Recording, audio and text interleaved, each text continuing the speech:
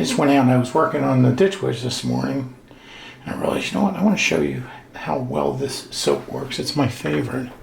It's, as you can see, it's our soap on the rope. Now it's seen some time, it's seen some use. But I want to show you, because what I've got on my hand here, I've got grease, I've got oil, and I rub some dirt in just to make a point.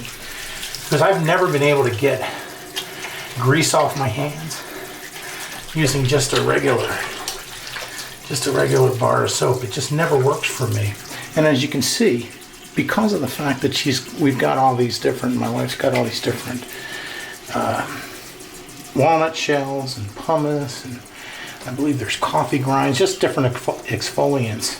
It really gets the job done. I use this soap, it amazes me, because I've used borax before, which is really nasty for your skin,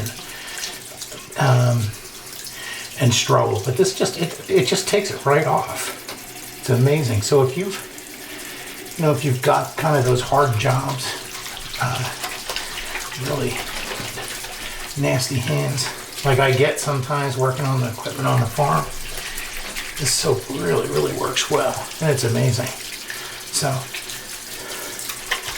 I just wanted to share that with you.